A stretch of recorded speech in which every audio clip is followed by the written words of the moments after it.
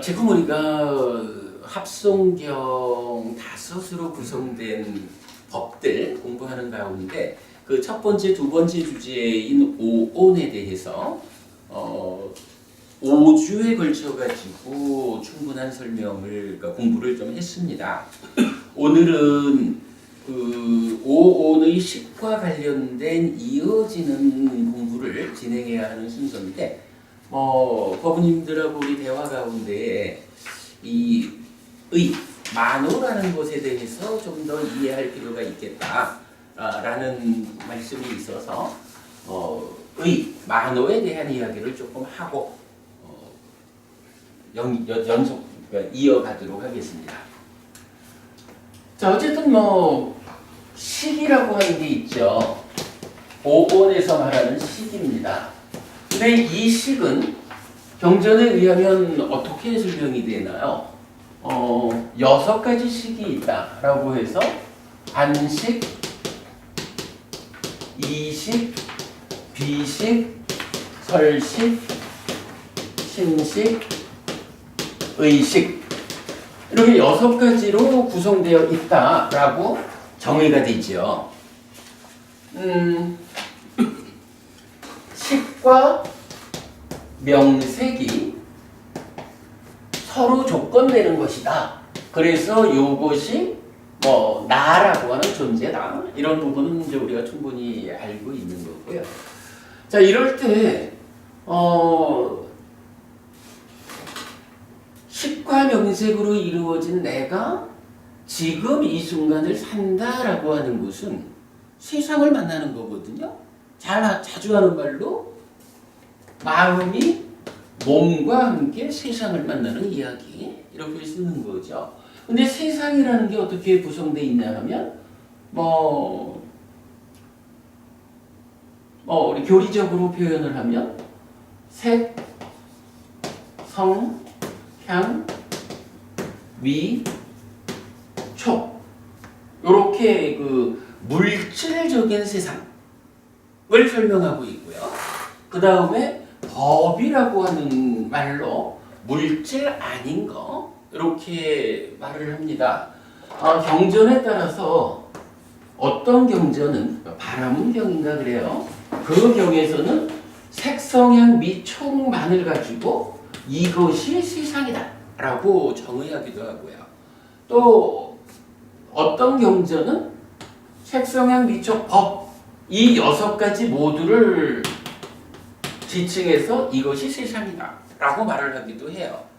근데 우리가 인식작용과 관련한 이야기, 그러니까 식과 명색으로 구성된 내가 지금을 산다라는 측면에서는 아마도 색성향 미촉이라는 요 물질적인 세상 요 부분에 대해서 주목할 필요는 있을 겁니다.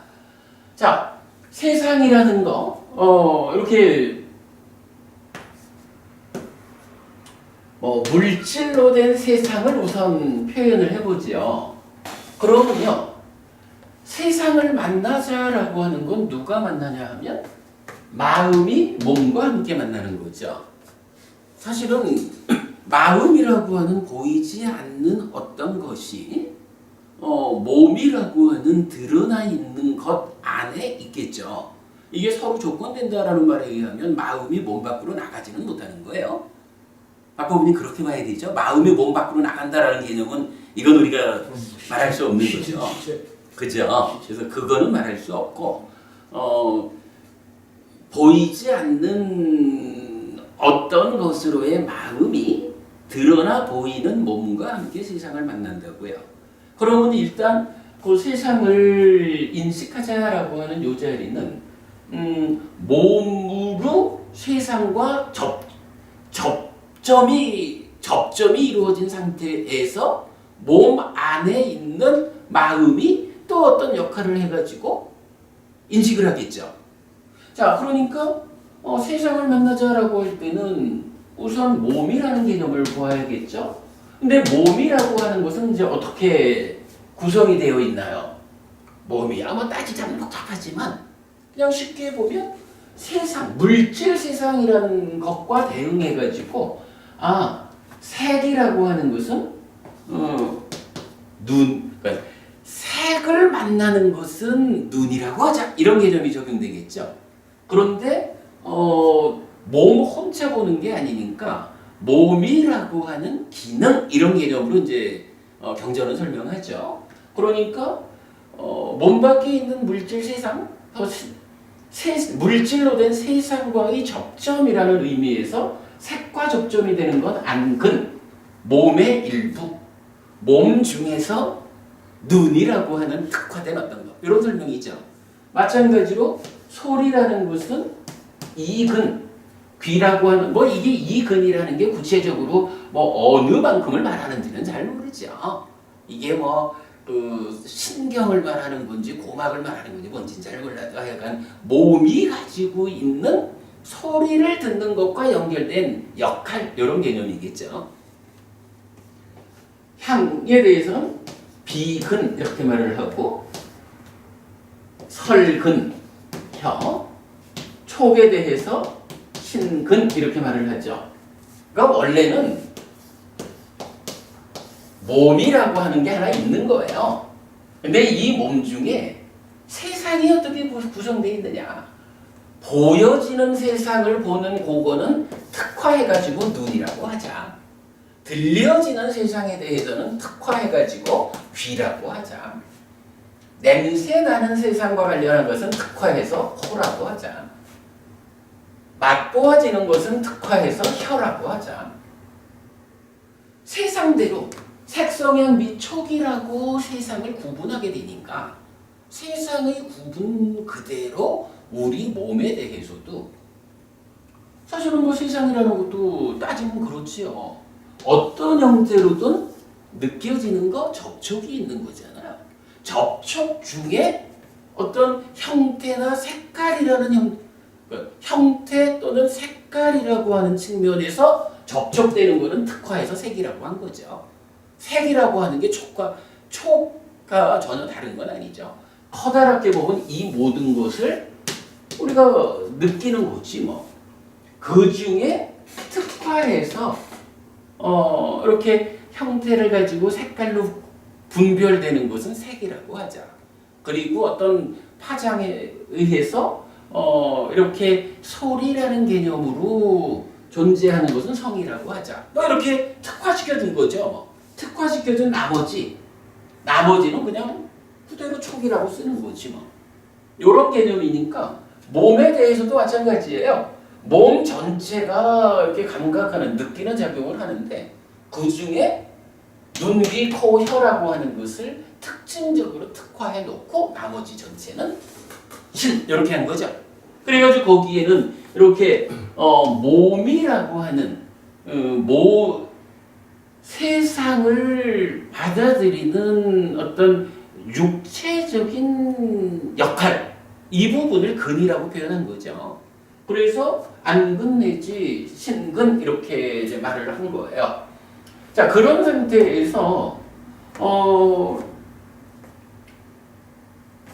이제 몸 혼자서 감각은 못 한다고요. 마음이 함께 해줘야 되죠.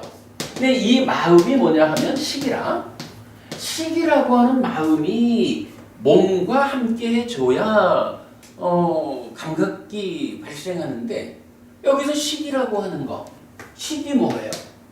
마찬가지 식이라는 것도 조금 이따 설명되겠지만 이렇게 안식부터 의식이라고 하는 6가지로 배분이 되어 있잖아. 그러니까 식온이라고 말하면 삶의 과정을 통해서 생겨나서 머물러서 더해져 있는 무덕이잖아. 식이라고 하는 것은 무덕이죠. 이 식온이라는 것은 사실은 어떤 무덕이냐 하면 안식온, 이식온 내지 의식온이라고 하는 6가지의 작은 무더기들이 또 쌓여있는, 이렇게 봐야 되겠죠. 요거 작은 무더기, 요거 작은 무더기 6개가 쌓여있는 큰 무더기, 이렇게 보는 게 타당하다고.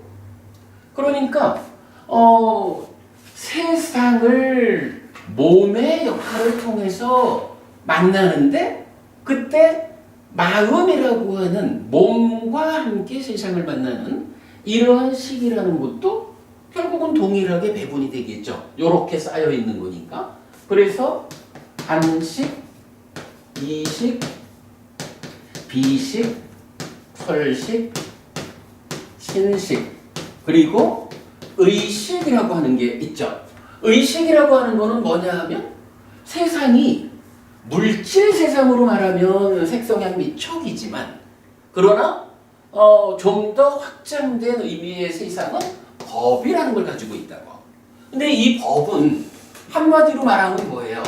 이건 물질 아닌 거죠. 왜냐하면 물질은 색성향 및 촉으로 다 된 거니까. 물질 아닌 거라. 물질 아닌 것을 이 세상을 만나야 되잖아. 근데 이 개념으로 보면 식이라고 하는 요 마음이 몸이라고 되어 있지만 사실은 뭐 구체적으로는 몸이라고 말하기보다는 그 세상을 직접 접촉하는 세상과 접점이 되는 어떤 역할, 요걸로 근이라는 걸 쓴 거잖아요. 이렇게 놓고 보면 법이라고 하는 물질 아닌 것도 직접 접촉하는, 직접 연결되는 어떤 것이 필요하겠죠. 그래서 그거를 의근이라고 쓴 거지 뭐. 그러니까 이게 육근 이렇게 되는 거죠. 그리고 의근과 함께 법을 인식하는 상태의 식은 의식 이래 된 거죠. 그래서 이게 육식이 된 거예요.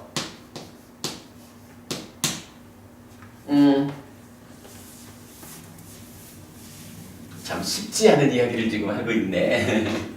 자, 이런 상태에서 이제 우리가 또 한 가지를 알죠. 이게 지금 어쨌든 인식적인 얘기를 하는 거잖아요. 근데 인식의 주체는 그러니까 누가 인식하죠? 인식이라는 게 정보부님 식이 인식하나요? 근이 인식하나요? 식과 근이 같이. 그렇죠.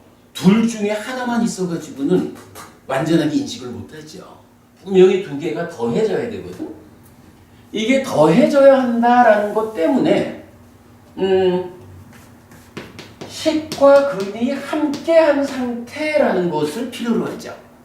그거를 이제 경전은 어떻게 표현하냐 하면 안, 처, 이, 처, 비, 처, 설, 처, 신, 처, 의, 처 이렇게 불러요. 자, 이때 원어로 보면 근이라고 하는 말은 인드리아라는 말이에요.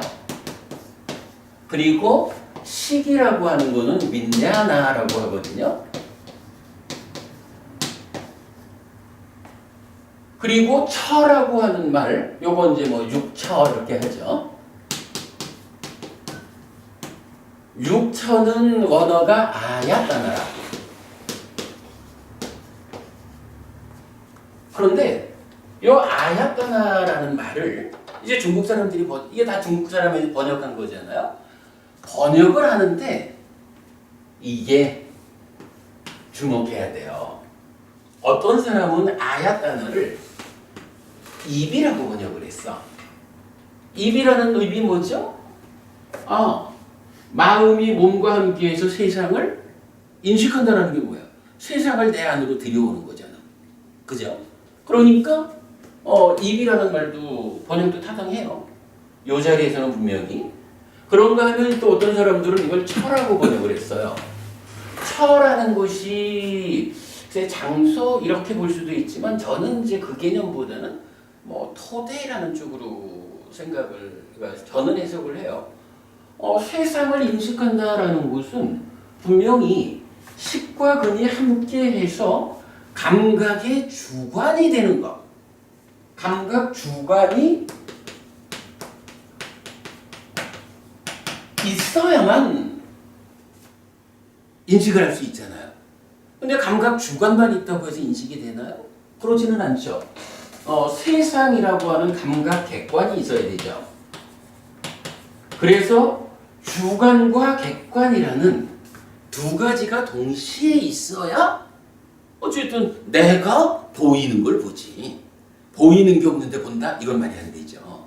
불교에서 대상이란 말을 중시하는 이유는 대상 없이는 삶이 진행되지 않는 거죠. 이렇게 감각 주관으로의 처하고 주관인 식더하기 근하고 감각 객관인 세상이 있는 거예요. 자, 이런 상태에서 그렇다면 감각작용이 인식작용이 일어나기 위해서는 주관과 객관 두 가지의 인식의 토대가 있어야 한다. 이런 얘기를 할 수가 있겠죠. 저는 요 철을 그런 개념으로 토대라는 걸로 이해를 해요. 그러니까 들여온다라고 해서 입이라고 번역해도 맞고 감각작용의 토대가 되는 것이다 라고 해서 철하고 번역을 해도 맞죠.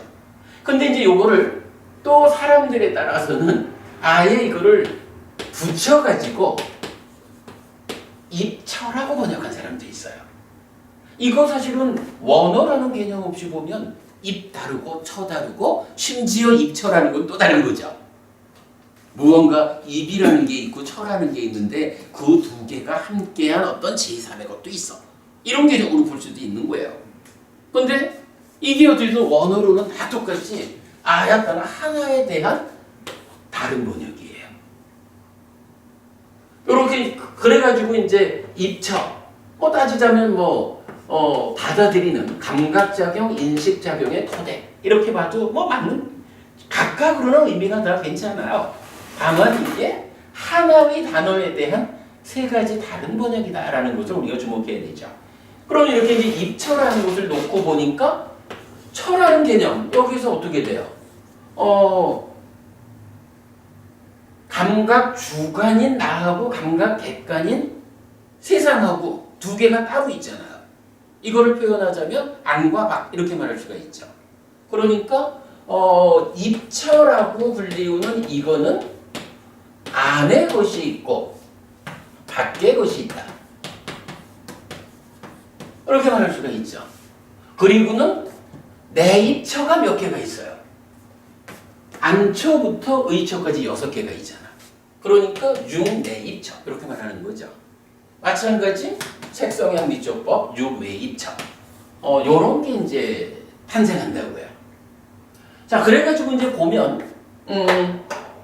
요 6가지로 구성된 것들을 우리가 좀 주목해 볼 수가 있는데 사실은 외입처는 색성향 미조법 해가지고 그냥 전혀 다른 것이 나왔으니까 신경 쓸 게 없겠는데 융내입처와 관련해서 보면 어때요? 안이비설신의가 여기도 안이비설신의를 쓰잖아요. 근도 식도 역시 안이비설신의를 쓰거든. 처도 역시 안이비설신의를 쓴단 말이야. 이렇게 되면 육으로 관련된 것이 근도 있고 식도 있고 처도 있는 거예요. 이 세 가지를 근데 박부모님 이 세 가지가요 안이비설신의라고 하는 어떤 공통된 구조는 가지고 있지만 이 세 가지 중에 똑같은 게 있나요?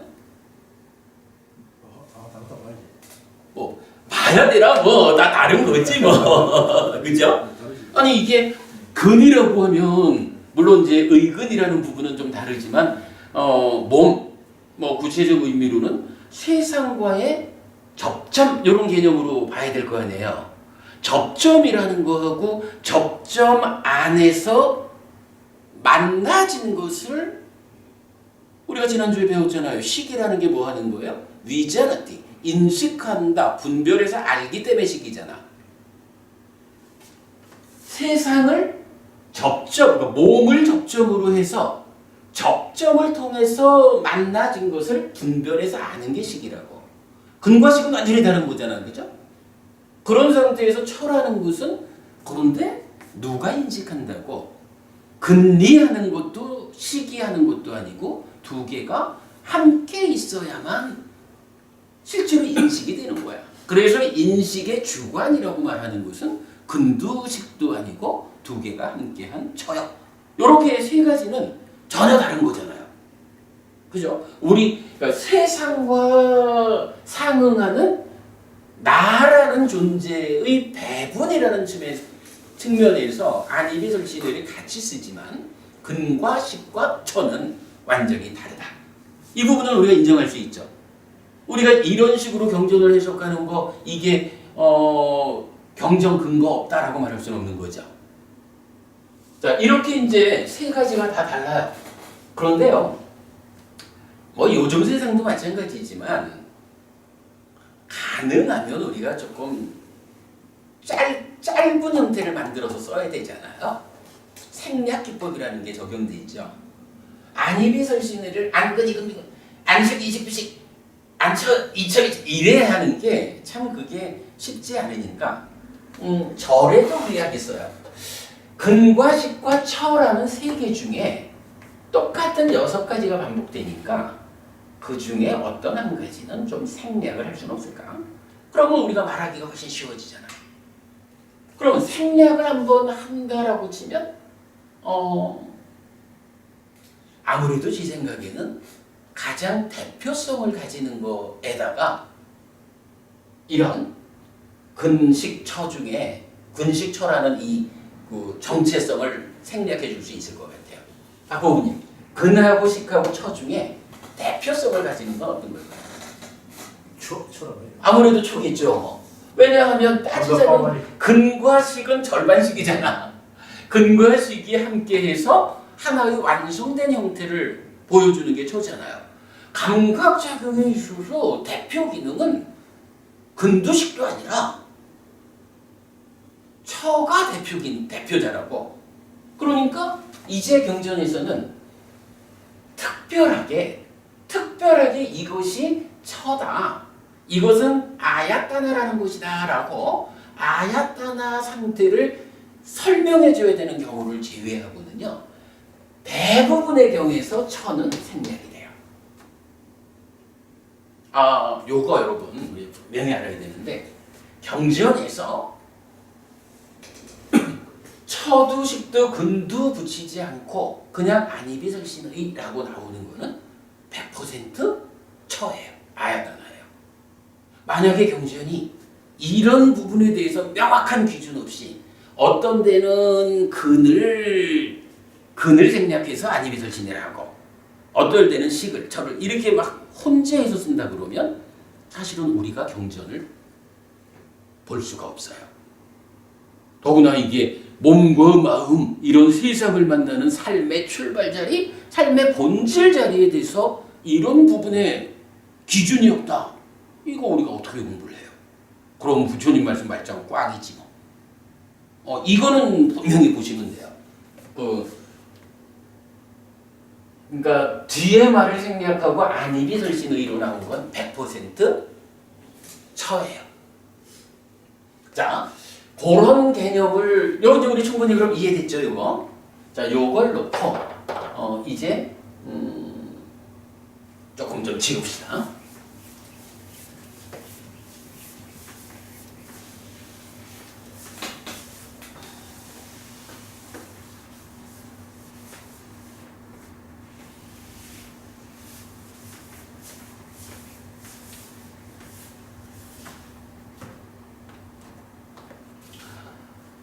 자, 그러면 이제 요 상태가 어떻게 된 거예요?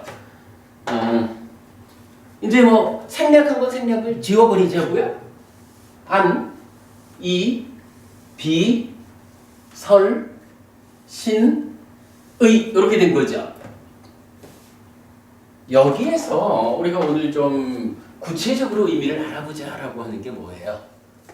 의라고 하는 거죠. 마나스. 이게 이제 주격으로 가면 만호라고 되거든요. 만호라고 우리가 보통 부르고 있는 거. 의라고 하는 이 마음을 우리가 그러니까 근본경전연구회가 심의식의 문제를 해석했잖아요. 마음이라는 것은 심이라는 마음도 있고 의라는 마음도 있고 식이라는 마음도 있다. 이때 식이라는 것은 형전이 정의하기를 위자나 띠라고 해주니까 이건 인식하는 마음이요, 아는 마음이요. 이건 경전 정의예요. 심이라고 하는 것은 우리 다른 이번 12연기 특강에서도 충분히 설명을 했지만 이거는 행위하는 마음이에요.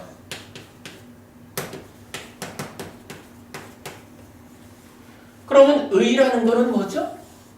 어차피 산다는 것은 마음이 몸과 함께 세상을 만나고 세상을 만나서 이렇게 인식했다, 감각된 거를 마음의 내면에서, 마음의 내면이니까 몸과 함께하는 상태이지만 우리 삶의 저 내면의 심오한 영역에서는 몸과 함께하지 않고 마음만이 작용하는 영역이 있다. 이걸 우리가 또 밝혀낸 거잖아요. 마음만이 작용하는 영역을 몸 밖이라고 보면 안 되는 거고, 일단 몸과 마음은 서로 조건되기 때문에 마음이 몸을 떠날 수는 없어요. 그런데 삶의 과정을 보면 조금은 표면적으로 몸과 마음이 함께한 상태로 행위하고 몸과 마음이 함께한 상태로 인식하는 이런 영역이 있는가 하면 인식된 것이 나의 내면에서 몸에 제약받지 않고 마음 스스로의 작용 영역이 있는 거예요.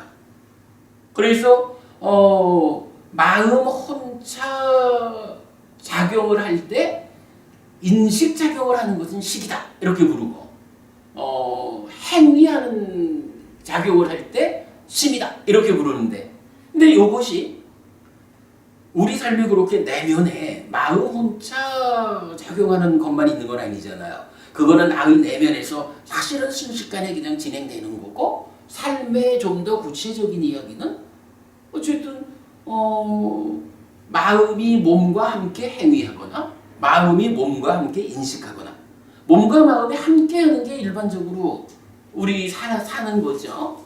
부처님이 깨달음의 눈을 통해 가지고 마음이 몸과 함께 하지 않는 자기 고유의 어떤 작용을 해나가는 이 심오한 영역을 설명해주고 있는 거죠.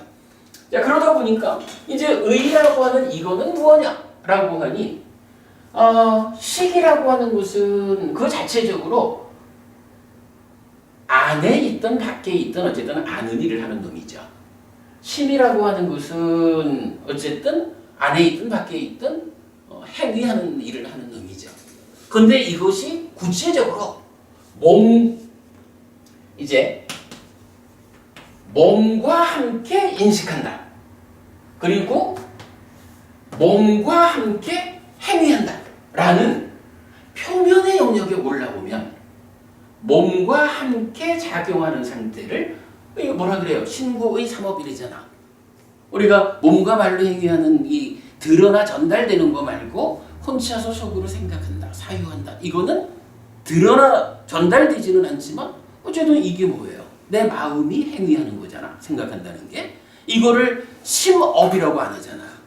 행위는 하지만 글쎄 두뇌와 만났다 이렇게 할까요? 몸과 함께 하는 영역에 들어서면 의라고 불러서 의업 이렇게 말하죠. 그래서 행위하는 마음이 심이 몸과 함께 할 때는 의업 이렇게 말하는 거예요. 그런가 하면 식이라고 하는 이 인식하는 마음이 저 내면에서 자기 혼자 인식하는 과정도 있지만 표면에서도 이게 뭐죠? 식이 근과, 즉 마음이 몸과 함께 세상을 만나잖아. 이런 표면에서도 인식작용에서 몸과 함께 한다고요. 그러면 그 식 자체는 인식작용을 하지만 인식하는 마음이지만 이것이 몸과 함께 해서 인식작용을 하는, 몸과 함께 현상적으로 어떤 역할을 하는, 그때 오면 그거를 또 의라고 부른다고요. 이 의라고 하는 개념이 기본적으로 우리가 아는 본질적 의미예요. 그런데 이제 여기서 사실은 조심해야 되는 게 하나 있어요. 자,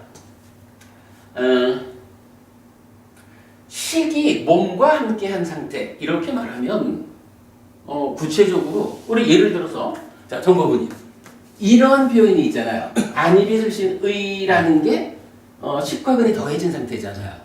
요 안식 내지 의식 그리고 안근 내지 의근 중에 몸은 어느 만큼이고 마음은 어느 만큼일까? 몸은 어느 만큼 있나요? 신근까지. 그렇죠. 요만큼은 어쨌든 몸이죠. 마음은요? 그렇죠. 기본적으로 식이라는 게 마음이고 의근이라고 하는 것은 어쨌든 몸이 아니잖아요. 그러니까 이거는 식이 자체적으로 접점이 된다. 의근의 역할을 한다. 이렇게 봐야 되죠. 그러니까 사실은 이만큼이 뭐냐 하면 마음이라고. 마음인데 어떤 마음이냐 하면 식이잖아요. 그리고 이렇게 식이면서 몸과 함께 인식작용을 하고 있는 거죠. 그럼 이런 개정, 식이 몸과 함께 인식하고 있을 때 뭐라고 불러요? 의라고 하는 거죠. 그래서 요거 안식 내지 의식과 의근이 더해진 요 7가지로 구성된 것이 의예요. 요게 의야. 일단 우리가 개념적으로 이렇게 보면 되겠죠. 물론 여기서 이거 식은 인식하는 거다라는 건 경전이 위자나때 하기 때문에 민자나다 분명히 정의해 주고요. 심은 행위하는 것이다라는 것은 왜 뭔가 말과만으로 악업을 짓습니까? 어떤 원인, 어떤 조건 때문에 악업을 짓습니까? 이럴 때 탐진치 비열이자의 그리고 잘못 지향된 심 이래가지고 경전이 분명히 뭔가 말과만으로 행위한다라는 것의 그 원인, 그 조건 자리에 심을 둬요. 그러니까 심이라고 하는 것은 이렇게 행위 영역에서 뭔가 말과만으로 구체적 행위를 하는 곳에 원인 자리, 그 뿌리가 되어주고 있어요. 그러니까 심이라는 것은 행위하는 마음이다 라는 것은 경전적으로 우리가 분명히 알아요. 그런데 요거 의, 만호라고 하는 것이 양쪽으로 몸과 함께하는 상태다라는 것은 사실은 경전이 이 부분을 직접 알려주는 내용은 없습니다.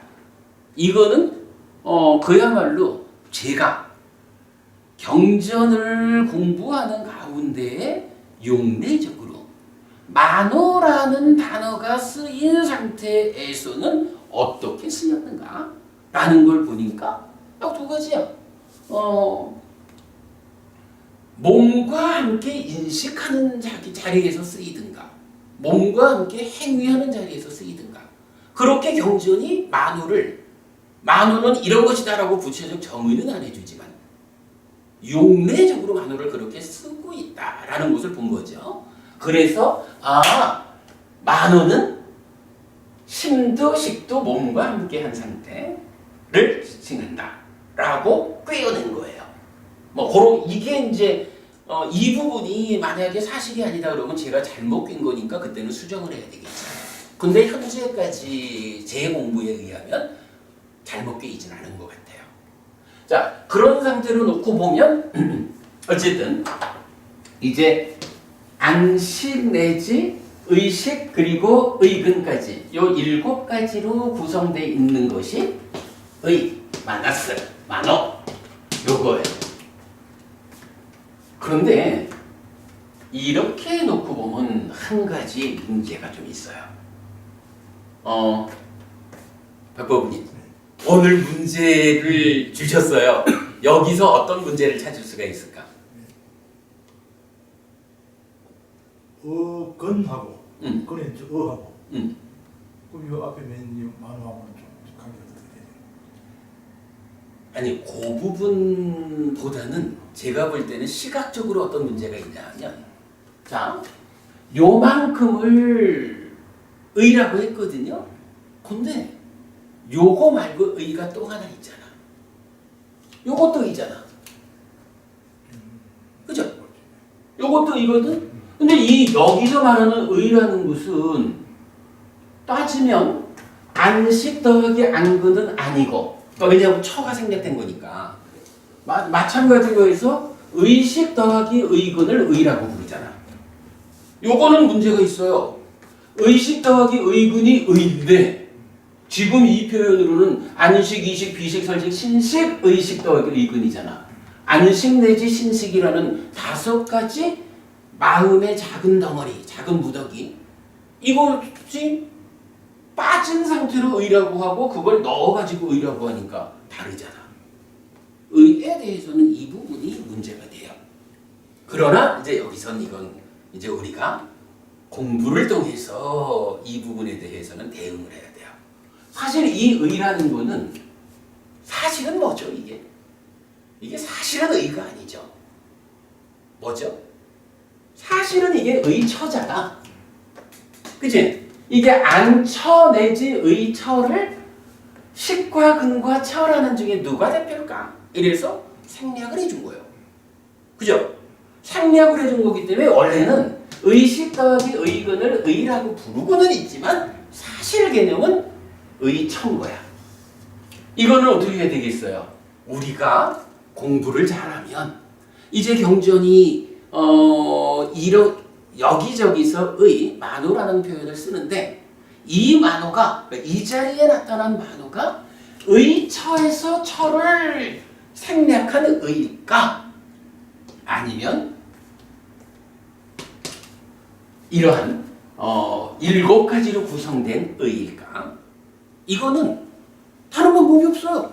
우리가 경을 보면서 경전에서 이 경에서는 이런 의미로 의를 썼다. 이렇게 얘기할 수밖에 없는 거예요. 자, 그러면 우리가 그러한 예를 한번 찾아볼까요? 의처가 생략돼서 의가 된 경우는 어떤 예가 있을까요? 사실은 이거는 뭐 수도 없이 안이비설신 의라고 나오는 예를 들어서 상류따니까야 그러니까 12번 상류따에 11번경인가 21번경인가 이쪽에서 보면 부처님이 일체를 말하리라. 그죠? 일체를 말하리라 하면서 안이비설신의 색성향 미촉법 이것이 일체다. 이런 데서부터도 시작해서 안이비설신의라고 하는 이 자리는 무지하게 많이 나오는 거잖아요. 어차피 이게 바로 육내입조고 12연기가 말하는 육입이고 그러니까 그것을 말하는 의라는 것은 헤아릴 수 없이 나오는 거야 이게. 그죠? 그러면 정말로 만호가 이렇게 식이 몸과 함께한 상태라고 말하는 저런 의는 어떤 경전에서 용례를 볼 수 있을까? 이것도 필요하죠. 사실은 이 부분에 대한 답이 이제 아까 그 박보부님 지적해 주셨던 운나바 바라문경이 바로 이 얘기를 해주죠. 자, 이런 의미에서 이제 운나바 바라문을 한번 볼게요.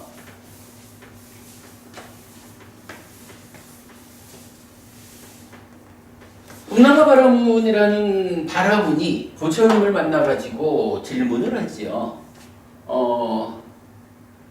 5가지 감각 기능이 있는데 안근 내지 신근입니다. 이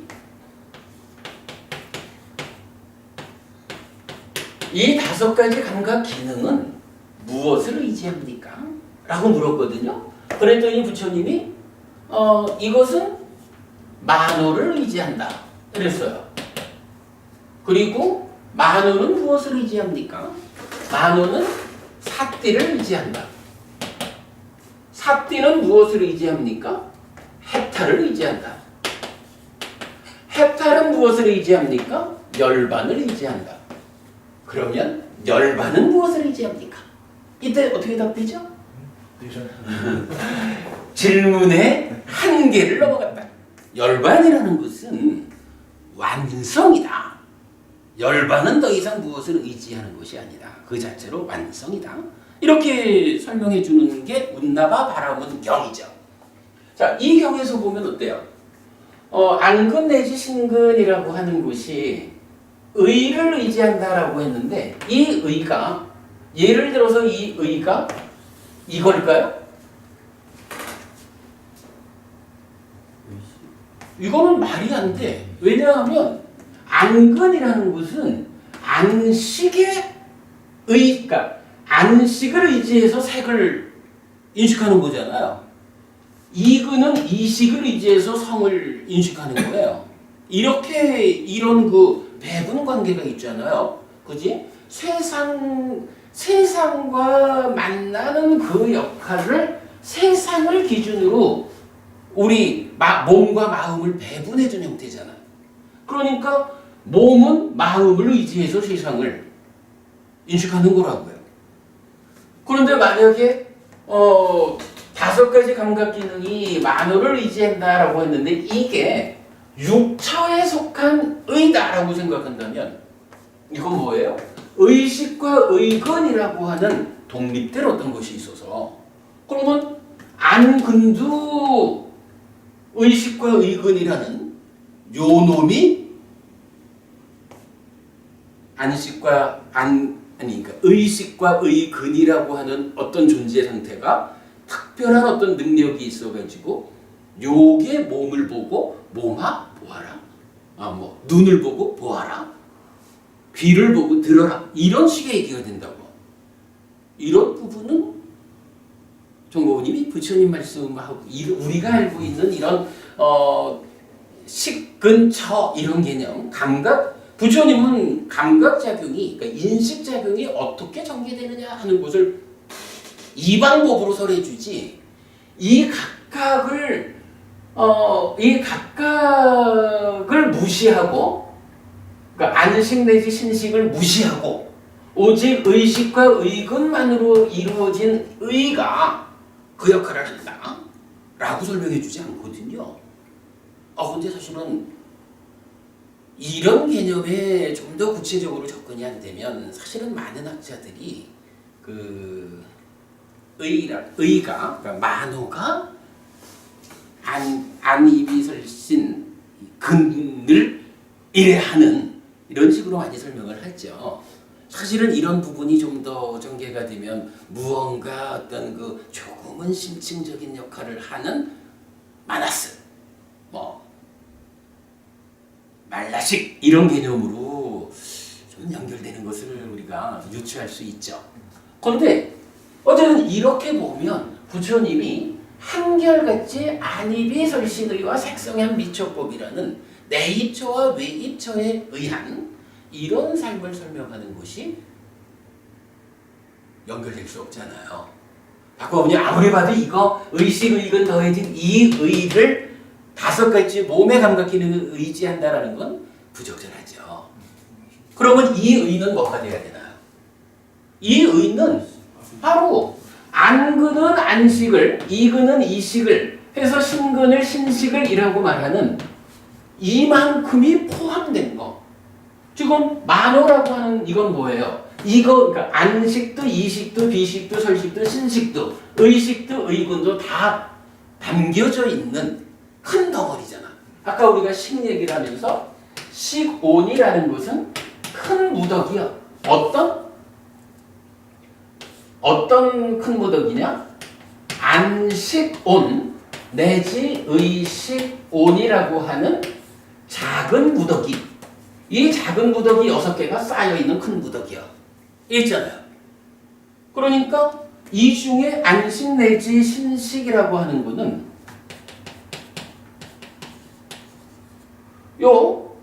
식온 중에 포함되어 있는 일부라.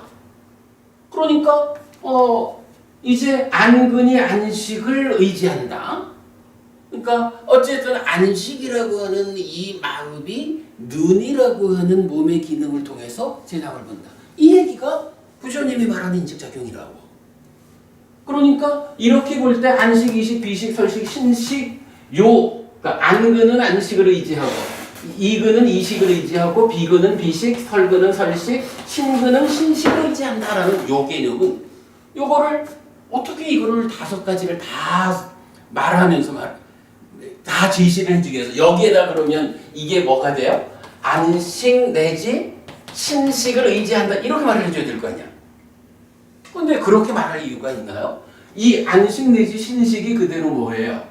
의식과 의근이 더해진 만호잖아. 그죠? 만호 안에 뭐 꼭 그런 비율은 아니겠지만 7가지로 구성된 만호 중에 5가지가 바로 5가지 몸의 감각 기능이 의지하는 그놈이라고. 그러니까 이거를 그냥 만호라고 말을 해주면 돼요. 그리고 이 만호가 굳이 식이라고 안 하고 의라고 한 이유는 뭐죠? 의지한다라는 이 얘기가 뭐냐 하면 안근이 안식을 의지하고 있다는 것은 안식이 안근과 더불어 색을 지금 감각하고 있는, 인식하고 있는, 그죠? 마음, 그러니까 식이 몸과 함께해서 그 인식한다라는 현상이 진행되고 있는 거라고. 그게 인식이, 그러니까 안식이라고 하는 요 마음의 어떤 성질을 설명하는 것 같으면 안식은 이런 것이요 이러겠지만 안식이 안근과 함께 세상을 인식하는 이러한 인식작용이 구체적으로 현상화되어 있는 이런 거니까 아 이거는 마음이 몸과 함께 한 상태의다 이렇게 말하는 게 타당하죠. 그래가지고 안근 내지 신근은 의를 만호를 의지한다. 즉 처가 생략된 좁은 의미의 의가 아니고 7가지로 구성된 큰 의미의 의 요걸 의지한다 이렇게 말하는 거죠. 그리고 나서 이제 그렇다면 이 의는 무엇을 의지하느냐? 사띠를 의지한다. 여기서 사띠를 의지한다는 건 뭐예요? 의라고 하는 게 단지 요 의식과 이건 요 하나가 있는 게 아니라 많잖아요. 나중에 우리가 공부를 하겠지만 재밌는 경전이 하나 있어. 보리단경이라는 게 있어요. 보리단경에서는 보리단이 이제 보리가 익으면 이제 추수를 해가지고 묶어놓은 거죠. 보리단들이 이렇게 이제 추수해서 이렇게 묶어놓은 거야. 이런 보리단은 그 다음에 어떤 일을 하나요? 당연히 뭐 옛날이니까 도리깨질을 일단 타작을 해야 되잖아. 도리깨질을 하거든요.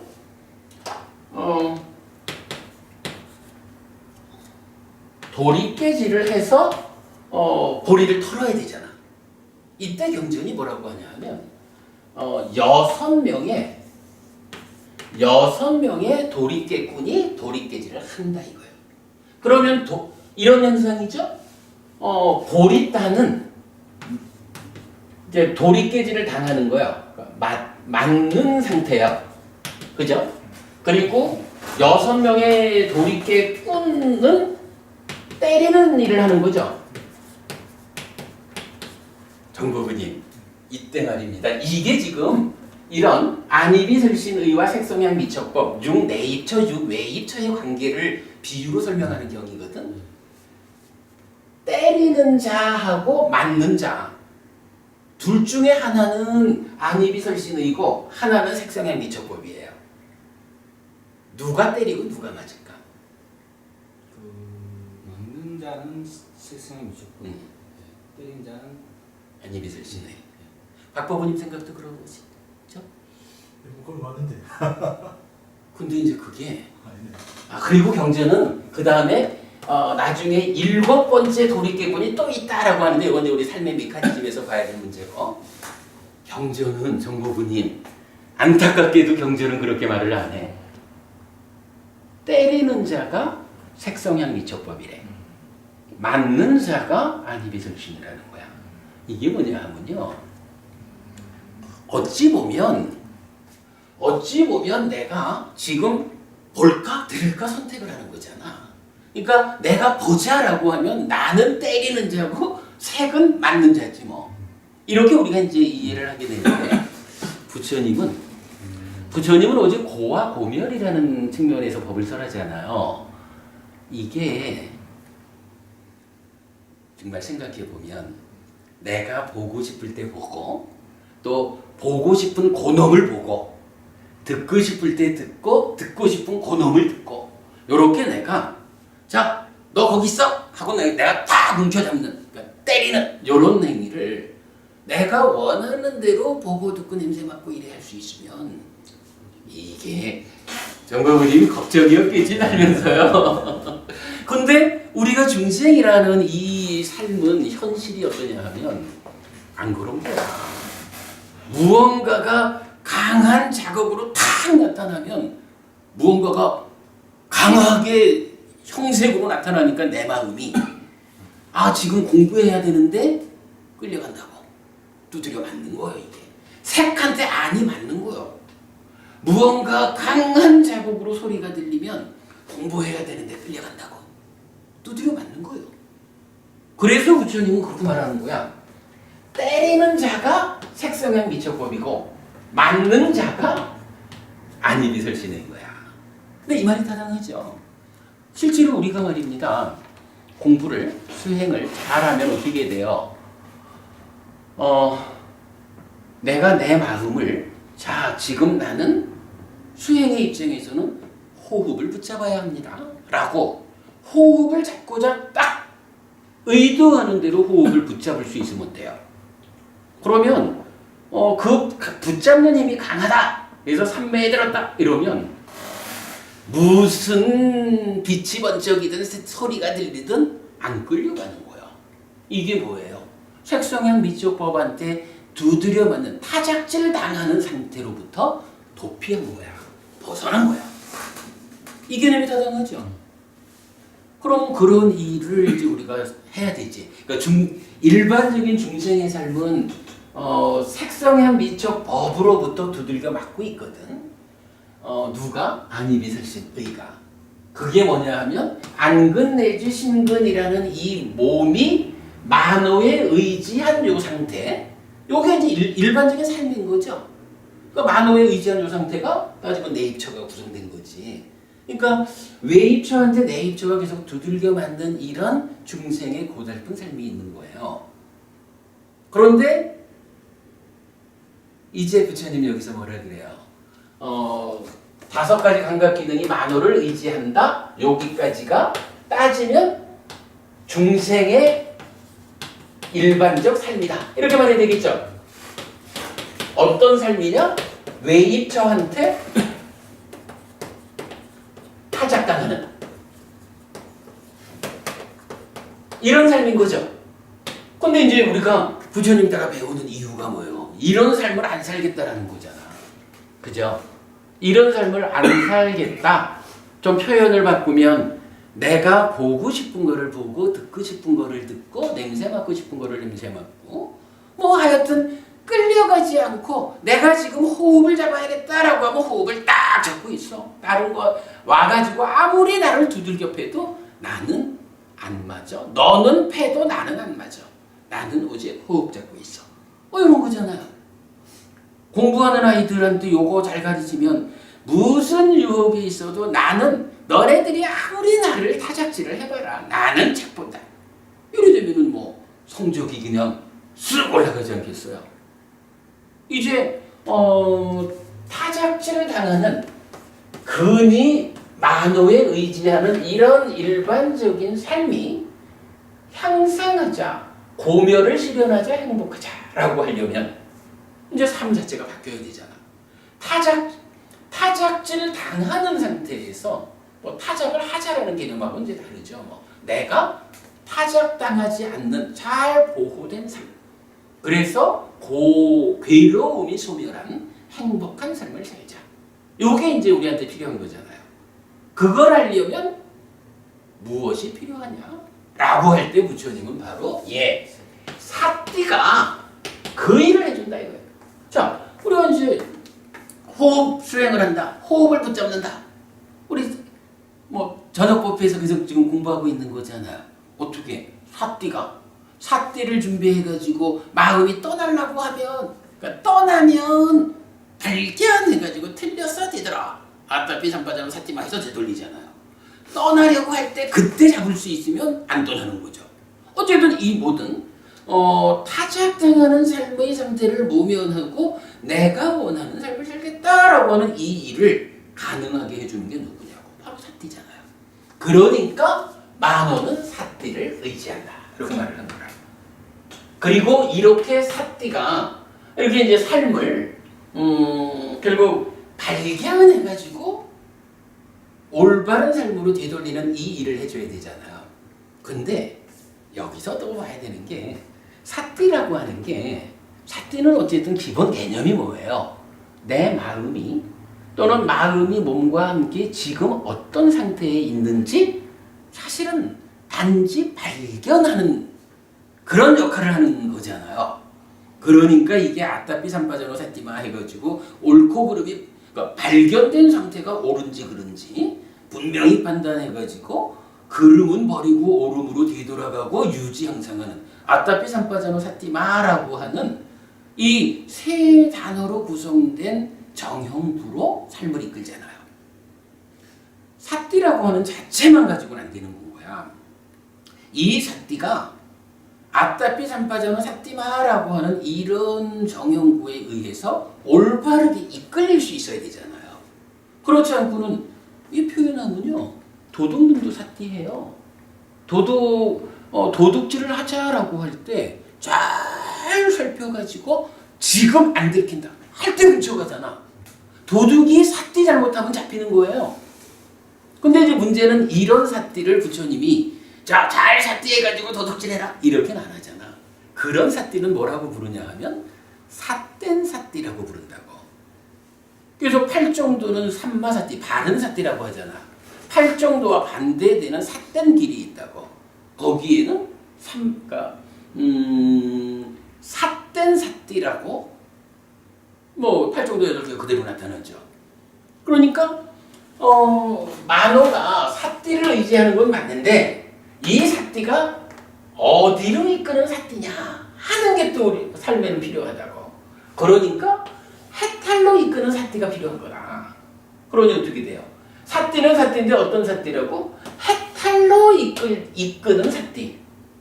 해탈이라고 하는 그 고멸의 실현 그쪽으로 이끄는 그런 삿띠가 필요해. 하니까 삿띠는 해탈이라고 하는 목적적 어디를 지향해 갈 것이냐 하는 그 지향점의 개념으로 해탈이라는 걸 의지한다고. 정법님 여기 따라가죠? 네. 그러면 이제 이렇게 해가지고 뭐 삶의 이야기가 그대로 해탈까지 온 거예요.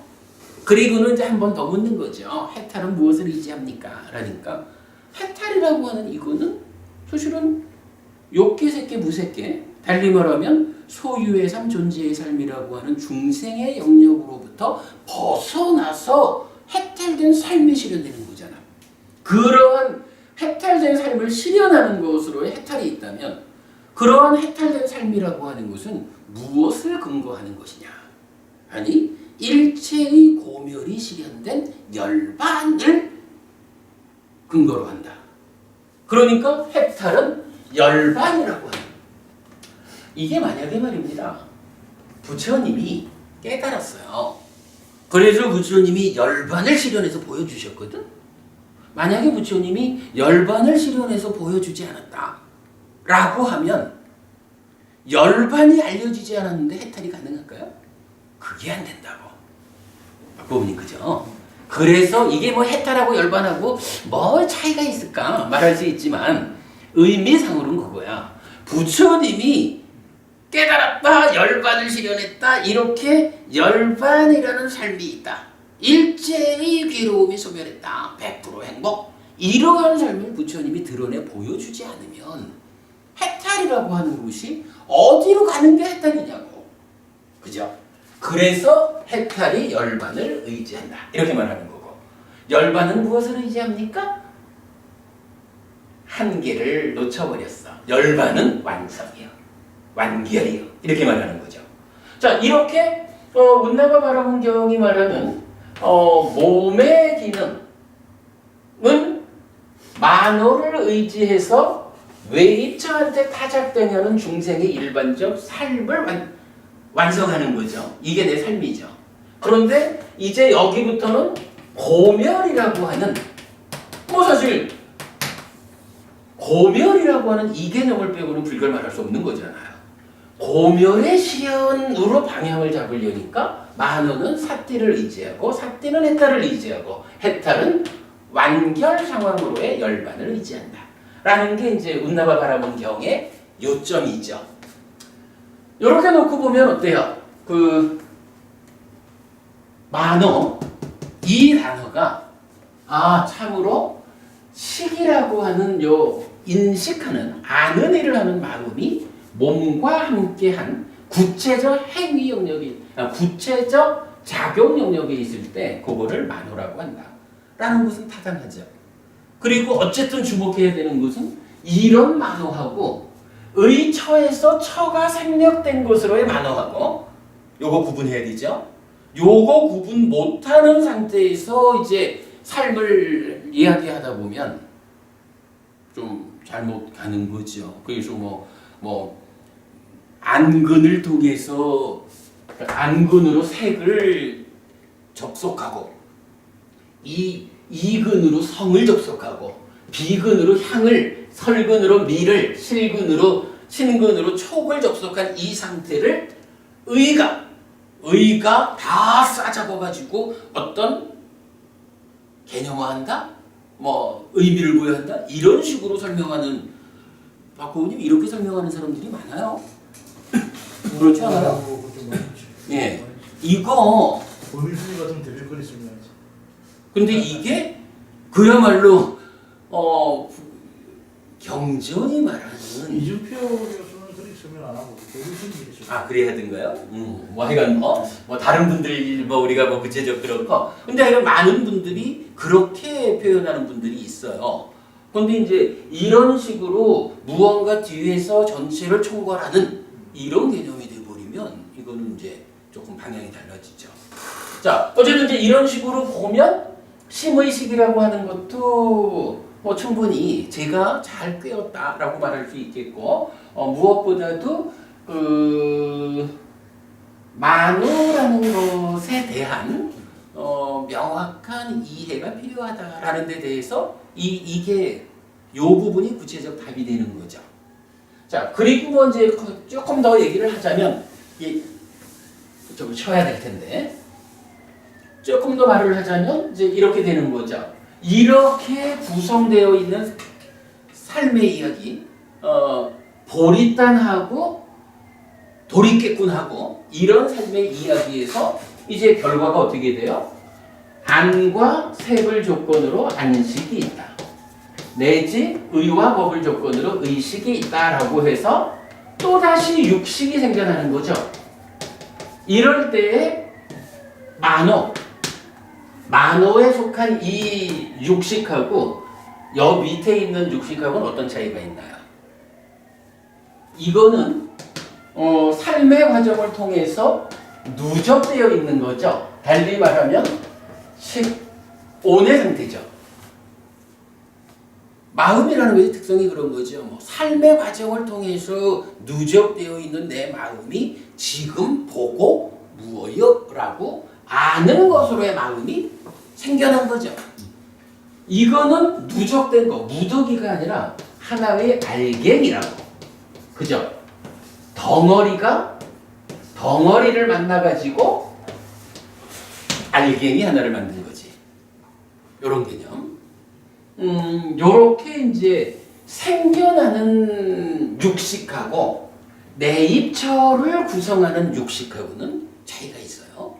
그래서 우리 삶에서는 누적된 삶의 영역하고 알갱이, 지금 삶이라는 거하고를 이거를 잘 구분해야 돼요. 이것도 n+1이네. 알갱이 n+1이라고 돼. 아니지. 지금 요 상태를 n이라고 하면 요게 이제 더하기 1이 되어가지고 경전은 이제 이러한 삶이 진행되면 요렇게 생겨난 식이 몸집을 부풀리고 행위하고 이런 다음에 식이 머문다라고 하거든. 그러니까 이제 머문 식의 상태가 되고 이 머문 식이 증대한다라는 걸 통해서 식의 무더기에 더해진다고. 이게 시작할 때는 n이고 그러니까 식 n이죠.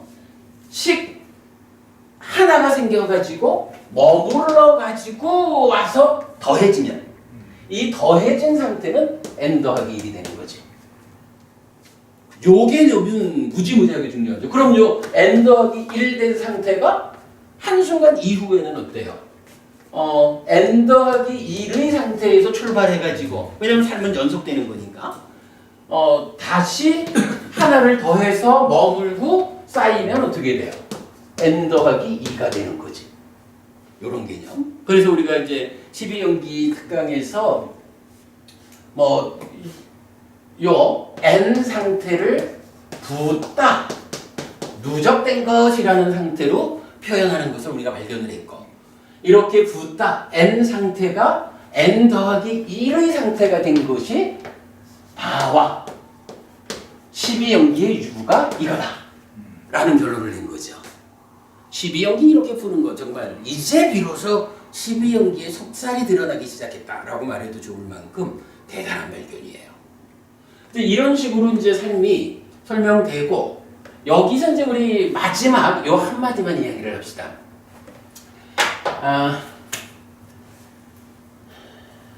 가래밀진의 큰 경이라고 하죠. 마지막이니까요. 38번 경. 아마 다들 잘 아시겠지만 사띠비구가 나오는 사건이 있죠. 사띠비구라는 사람이 시기윤회한다라고 주장을 해요. 그랬더니 이제 다른 비구들이 당신이 그런 시기윤회한다고 그렇게 말을 했느냐라고 하니까 그렇습니다 라고 주장을 해요. 근데 뭐 상세한 과정이 또 어떻게 경에 나타나지 않은 어떤 부분이 있는지는 모르겠는데, 그랬더니 이제 그 다른 비구들이 그게 아니다라고 설득을 하다가 설득되지 않으니까 부처님한테 가서 보고를 해요. 그랬더니 부처님이 사띠라는 비구를 부른다고. 그래서 사띠 비구한테 질문을 하죠. 사띠야, 그대가 시기윤회한다고 말했느냐? 네 부처님, 제가 부처님한테 배운 바로는 시기윤회합니다. 그랬더니 부처님이 다시 질문을 하죠. 그 식이 어떠한 식이냐? 네 부처님, 이 식은 여기저기서 경험하고 이렇게 이제 표현 그 문장이 나오는데, 이게 견해상류따라는 쪽에, 그 상류따 쪽에 보면 아뜨만을 표현하는 문장으로 여기저기서 즐기고 경험하고 이런 식으로 이제, 네, 식이 윤회하는데 그 식이 어떤 식이냐면요, 이렇게 즐기고 경험하고 하는 건데요, 이거를 견해상류따를 들이대서 보면 그 식이 아뜨만입니다 라고 대답을 한 거거든요.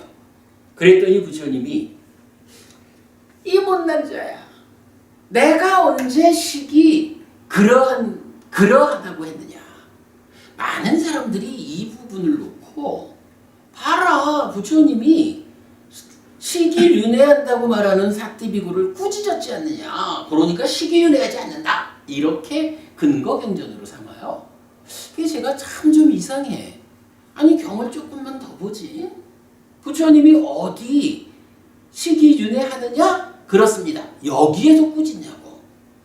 식이 윤회하는 건 당연한 거야. 그런데 그 식이 어떤 식이냐? 아뜨만입니다 라고 답하니까 못난 놈, 내가 언제 그랬느냐, 이렇게 말씀하시거든. 부처님은 사띠비구를 식이 윤회한다라는 데서 꾸짖는 게 아니라 윤회하는 그 식이 아뜨만이다, 달리 말하면 상견을 말하는 상견에 대해서 꾸짖는 거야. 그러면서 이제 그 경전에서 아주 중요한 표현이 나타나요. 부처님이 이제 다시 비구들을 모아놓고 다시 설명을 해요. 자, 안과 색을 조건으로 안식이 있다. 이와 성을 조건으로 이식이 있다. 내지 의와 법을 조건으로 의식이 있다. 이렇게 마음은 내입처와 외입처를 조건으로 해서 생겨나는 것이다. 그래서 이제 그 유명한 비유가 있죠. 장작을 태워서 불이 피어나면 장작불이라 하고, 안과 색을 조건으로 마음이 생겨나면 안식이라 하고, 쓰레기를 태워가지고 불이 생기면 쓰레기불이라 하듯이 이와 성을 조건으로 생겨나는 마음은 이식이라 하고, 이런 식으로 왜 안식 내지 의식이라고 부르는지 그거를 봐라. 눈이 세상을 만나가지고 세상을 아는 거니까 눈이라고 하는 그 삶의 영역, 그래서 안식이요. 이런 식으로 그 조건 지어짐을 말하거든요. 자, 그리고 제가 말씀드리려는 요점은 뭐냐면 이렇게 식은 6가지로 네이처, 웨이처에 의한 조건적으로 생겨난다.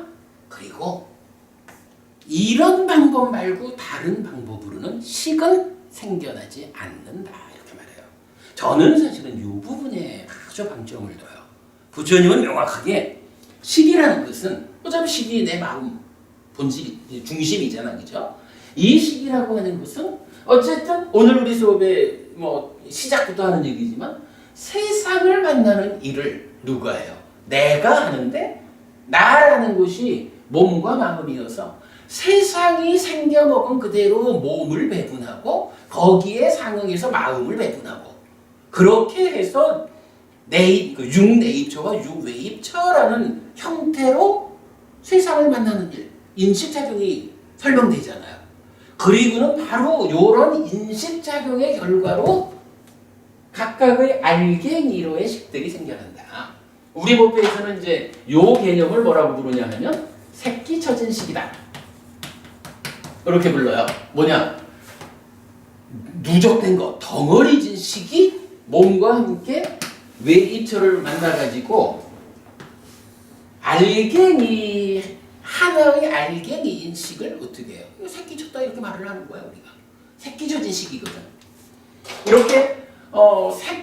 이렇게 지난 삶에 누적된 것으로의 식과, 그러니까 식과 근이 감각 주관인 처가 되어가지고 감각 객관인 외입처를 감각해서 식을 새끼치는 요런 방법으로 6가지의 식이 생겨나는데 주목해라 라는 거예요.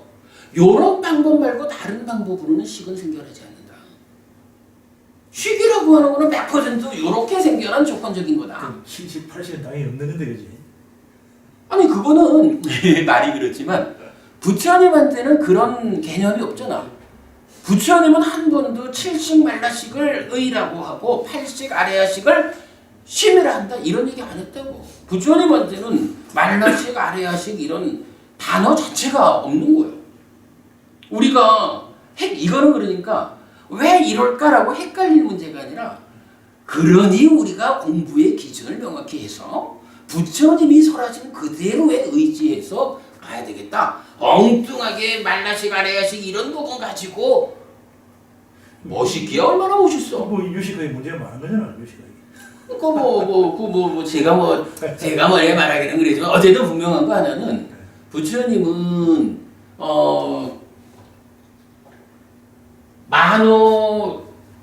부처님이 말하는 말라식 그거는 이제 요거가 되겠죠. 의와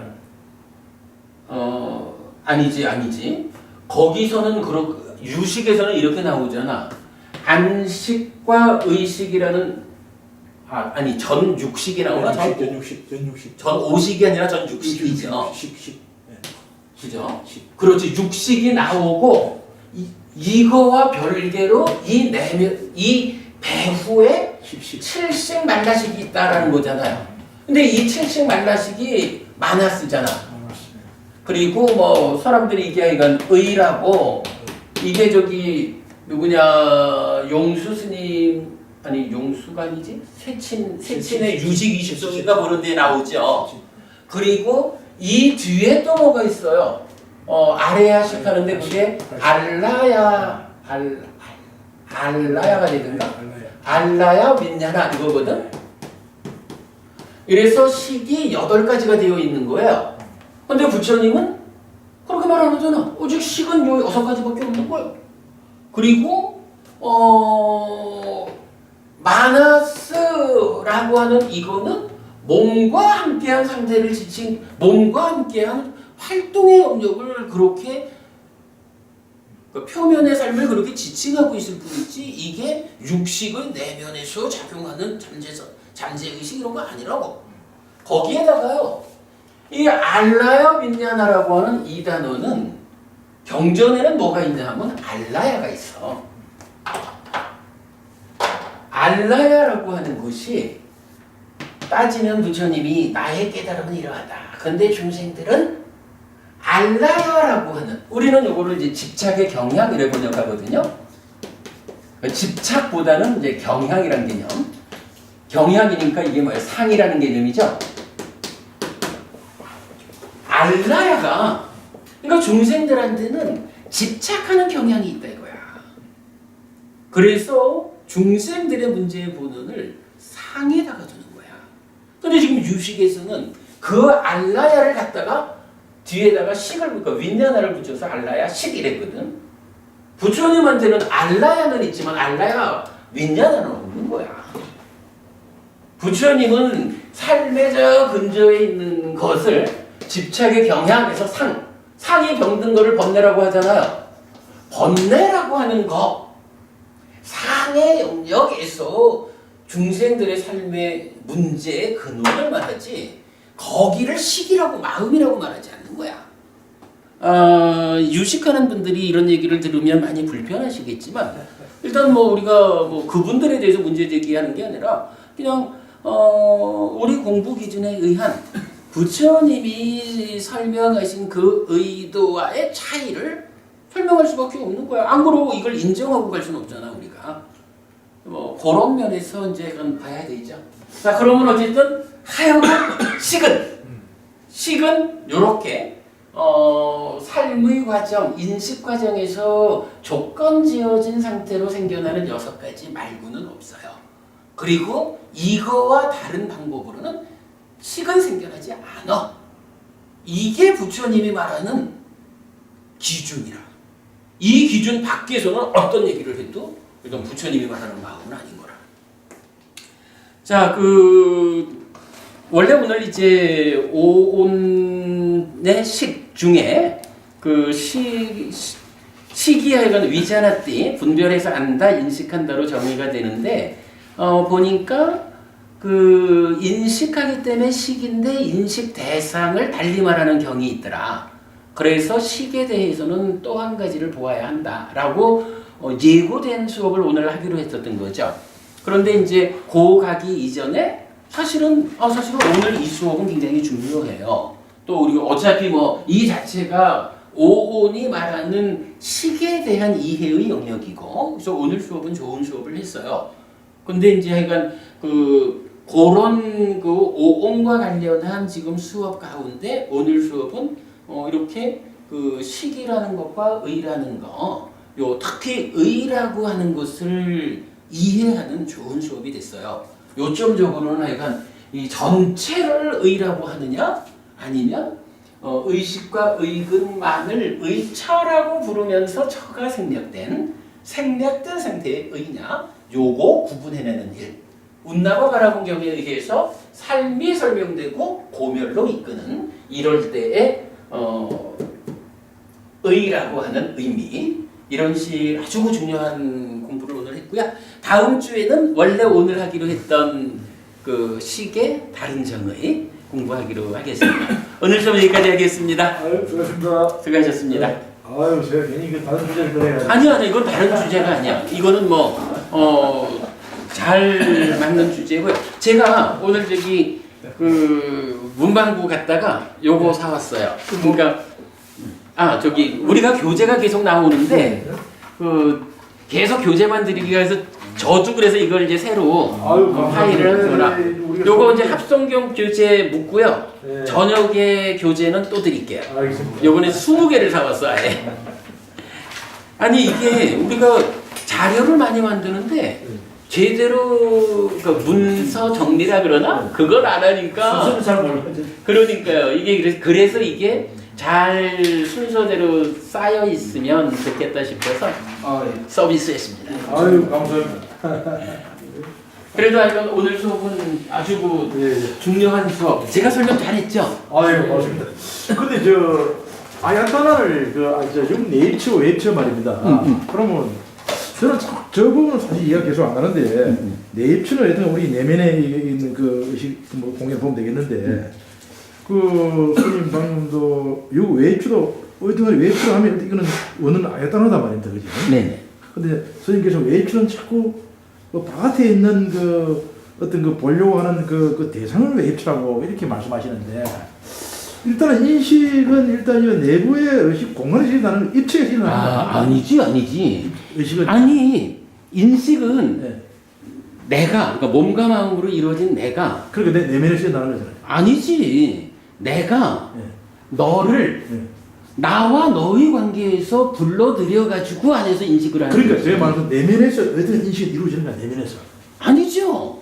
내 인식의 시작은 너를 불러오는 데서부터 시작하는 거지. 그 맞는데 우리가 과학적으로 말하면 어떤 거는 이 시각을 통해 가지고 이게 정보 들어오잖아요. 그죠? 정보 들어오면은 이것이 이제 일반적인 정보 우리가 눈으로서는 결코 이걸 제가 선생님 볼 수는 없잖아요. 그지?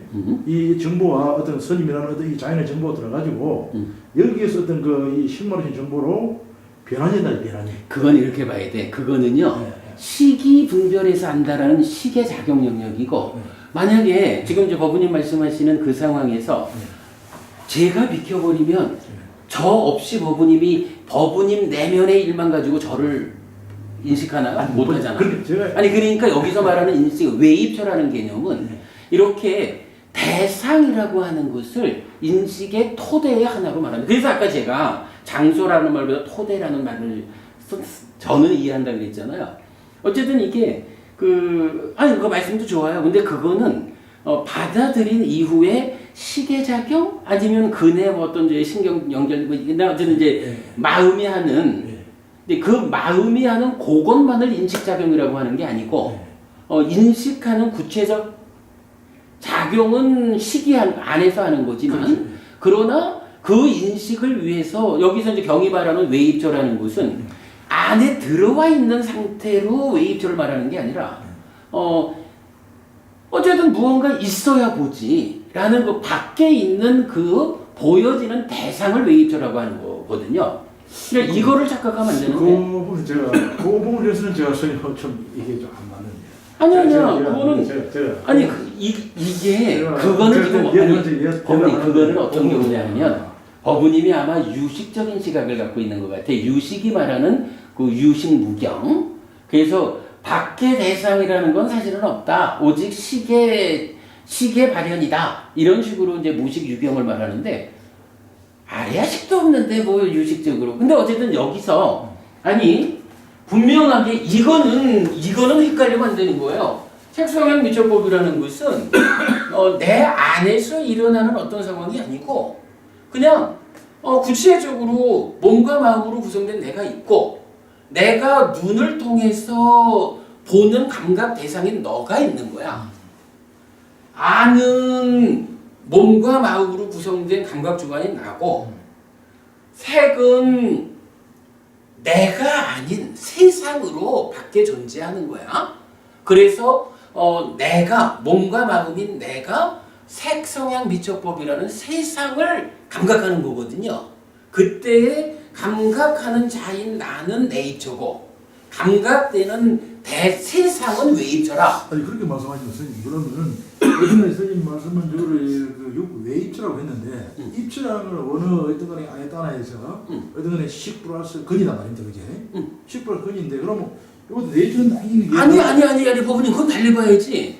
여기서 식 더하기 근이라는 것은 내입처에 적용되는 거고 그 식 더하기 근과는 밖의 영역에서 색이 있는 거잖아.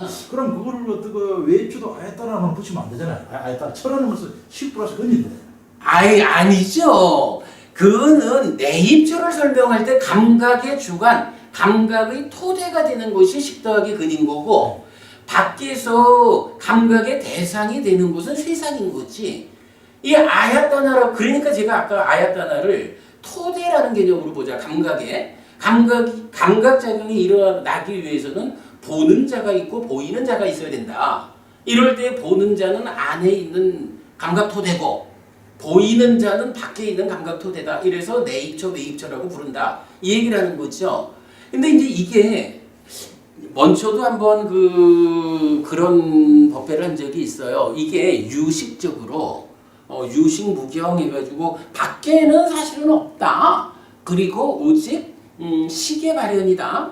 이런 식으로 이제 무식유경적으로 접근을 하는데 그래서 제가 이제 그런 경전, 꿰뚫음경이라는 경전이 있어요. 안구따라니까야에 거기에 보면 까마, 그러니까 소유, 욕이라고 하는 거 이거는 사유가 탐에 묶인 거, 욕탐 개념으로 나와요. 그러면서 세상은 밖의 세상은 그냥 그대로 있다.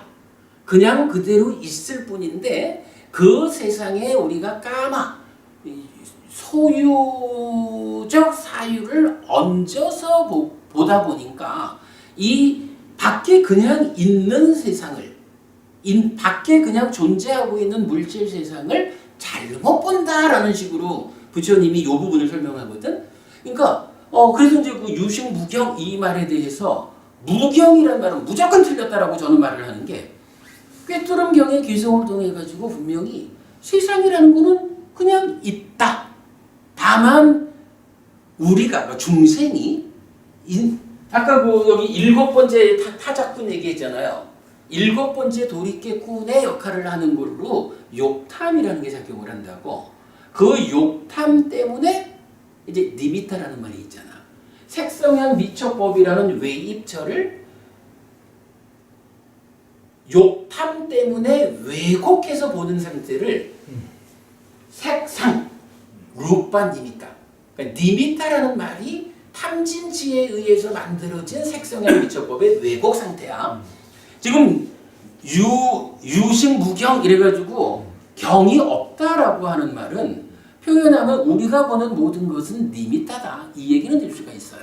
그러나 부처님은 분명히 이게 대상이 없다는 것이 아니고 결국은 우리가 대상에 대한 정보를 우리 몸의 인들의 감각기관을 통해서 받아들이잖아요. 이제. 받아들이면은 여기 우리 안에 내입처가 있고 입처가 있고 결국 받아들인 정보가 어쨌든 안에 내처 인식 중에 내처가 인식을 한단 말입니다. 그러면 이 안에서 결국 하는 인식 현상이 일어나잖아요. 아니 근데 왜 그걸 그렇게 보냐고. 지금 경은 분명히 내입처는 지금 말씀하시는 안에서 작용하는 현상 이게 아니라 그 안에서 작용하는 그 분별해서 아는 것으로의 시계작용이 있고 거기에 몸이 함께 하잖아.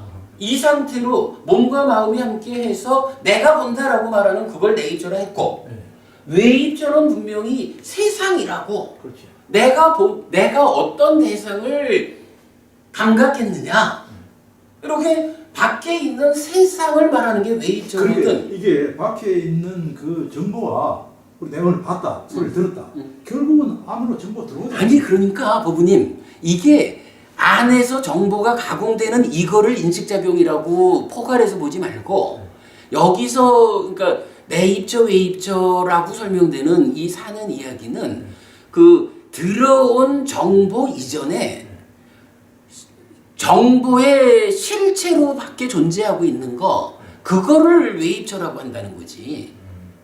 그러면 예를 그거는 그럼 뭐 바디 있다 칩시다. 그럼 결국은 이게 인식이 이루어지는 것은 바디는 대상에 대한 정보가 내부에 들어오고 그래서 인식 주체의 네이처가 이 안에서 하나의 그래가지고 인과 연으로 해가지고 아니 지금 부모님은 뭐를 착각하냐 하면 네이처는 밖에 있는 거를 땡겨오는 근과 식이 함께 된 거고 이렇게 근을 통해서 접점이 이루어진 거를 받아들이면 그 다음에 식이 안에서 식은 위자나띠 분별해서 아는 고의를 하잖아요. 그러니까 몸과 함께 밖에 거를 들여오는 이 전체가 인식 과정이고 그 중에 그러니까 밖에 있는 거를 접점을 통해서 끌어들여 온 거를 분별하는 게 시계작용이라고. 근데 지금 이제 법부님하고 저하고 어떤 차이가 있냐 하면 법부님은 인식이라고 하는 걸 오직 시계 자리에서만 놓고 말을 하고 있어요. 근데 지금 법부님 말씀을 나중에 동영상 올려드릴게 잘 한번 법부님이 한번 다시 보셔요. 법부님이 근과 식이라고 하는 요 두 개가 함께한 이야기를 하면서도 인식은 그러니까 시기하는 인식작용 그것만을 이렇게 그 중첩적으로 지금 표현을 하고 있거든. 요 부분은 법부님 나중에 우리 요 대화 자리를 한번 다시 보세요. 그럼 분명한 건 그거야. 외입처라는 것은 어렵게 생각하지 말자고. 이게 외입처야 이게. 이걸 보고 자 밖에 이제 의자라고 하는 외입처가 있거든. 그냥 있어요. 저거를 내 안근으로 접점을 만들어 가지고 접점을 만들어서 저 이미지가 내 안으로 들어오면 식이라고 하는 몸 안에 있는 마음이 이것이 내가 안근을 통해서 접점해서 들여온 요것이 의자구나 라고 인식해 아는 거야. 분별해 아는 거야.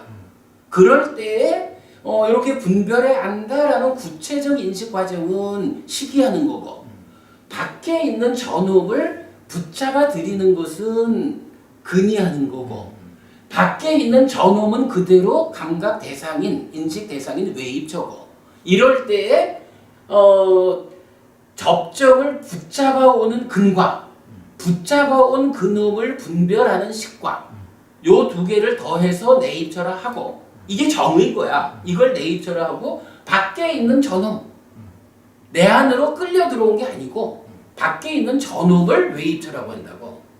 이게 경전이 말하는 내입처 외입처거든. 근데 이게 하여간 제 생각에는 그래요. 어머님이 공부가 많은 분이다 보니까 이게 유식이라는 게 이런 면에서 참 조심스러워. 분명히 유식이 유식무경을 이야기하면서 유식무경이 그거 아니에요? 이거 없다는 거 아니야. 오직 투사된 거지 뭐. 이미지지. 근데 아까 제가 꿰뚫은경 이야기를 하는 게 꿰뚫은경은 아니라는 거야. 이거는 그냥 이거대로 있다는 거야. 이거대로 있는데 이걸 보는 내가 욕탐의 작용 때문에 색이라는 색 그대로 보지를 못하고 이 색을 욕탐 탐진치 때문에 색상 그러니까 원어로는 루파 니미타야. 니미타가 여기서 쓰이는 말이거든. 그리고 이게 색의 서로 상자를 해서 색상 이렇게 번역이 됐죠. 우리가 욕탐이 완전히 소멸하지 않는 한 중생들은 색 자체를 그러니까 외입처 자체를 못 봐. 왜냐하면 욕탐 작용 때문에 왜곡된 것으로의 니미타를 본다고.